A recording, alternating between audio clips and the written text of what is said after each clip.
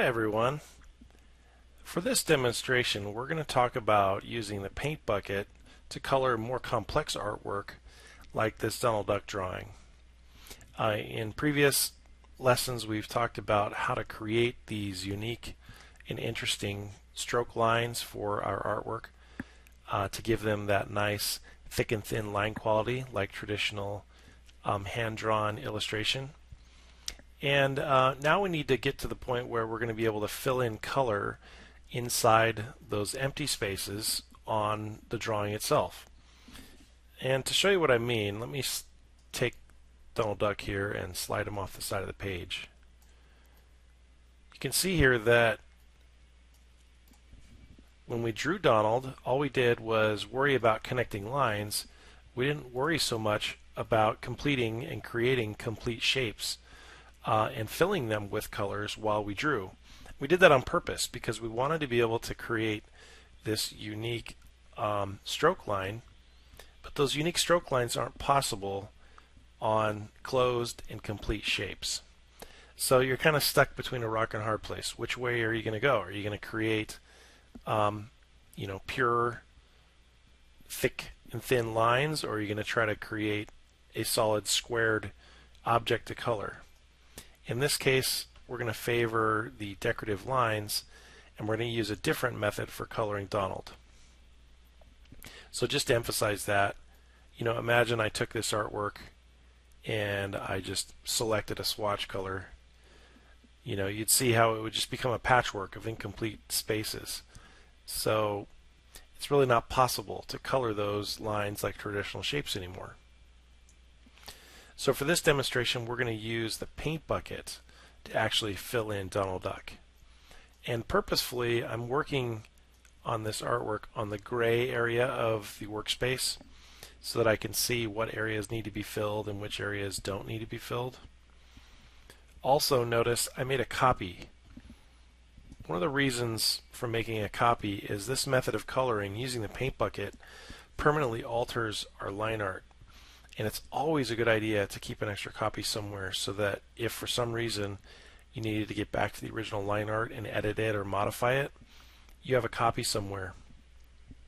So I've left that original off to the side. I'm going to work on this copy over here on the gray area of the workspace. And now let's get into it. So the very first step before I can do anything is I need to permanently trace and outline all of these strokes.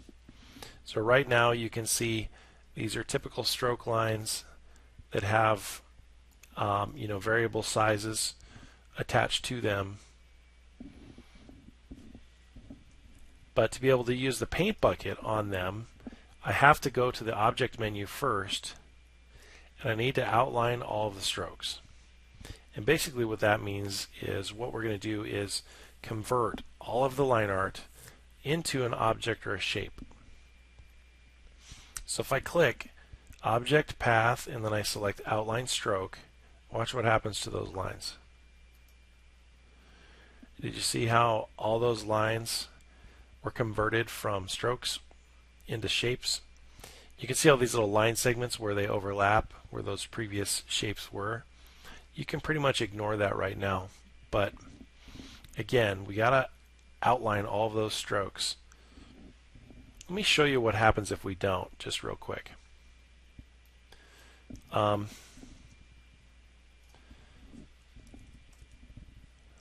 me go back here one step, and then let's say I didn't do that. I didn't outline the stroke.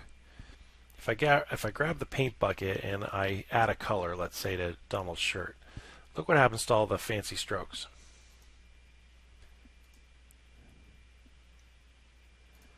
You see how they all disappeared?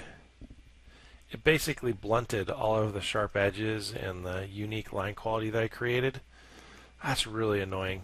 I don't know why Illustrator does that, but it's one of the drawbacks of using the paint bucket. So you just got to remember the very first step in using the paint bucket on really decorative and unique line art is to go to that object menu, go Path, and outline those strokes. Now that that's finished, it's all outlined, Now I can go to the paint bucket, which if I'm looking for it is connected to the shape builder on the toolbar. And then it's a matter of grabbing color and tapping it inside the gaps, inside the spaces where I want to put color on Donald's body. And again, you can see why I chose to do this on top of the gray background, because this allows me to see where I've missed adding color. And I can just kind of quickly go back and forth between the strokes and the swatches and just kind of fill things in, and pretty quickly I've got a color drawing. Looks like I missed a couple spots up here in this little tuft of feathers up here. So let me grab a paint bucket and fill those in. Okay. Now, he's finished, but there is a final step I can't forget.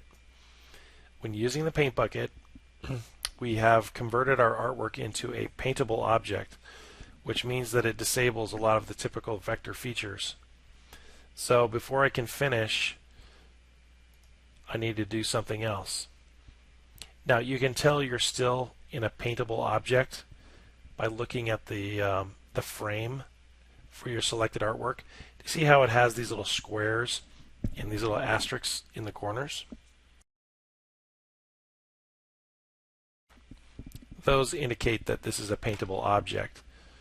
So if you're ever in doubt, you can switch to the selection tool and you'll see this little extra frame appear around the artwork. So what you want to do now to finish this and to convert it back into a normal shape is go Object, select Live Paint, and then go to Expand. So expanding that artwork. Now it's normal vector shape. And notice if I switch to a direct selection arrow and I grab one of those pieces, check it out.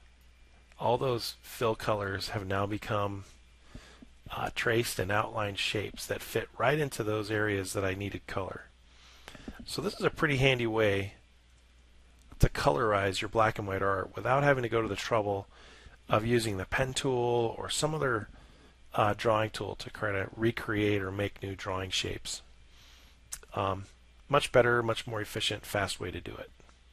All right, that's it for today. See you later.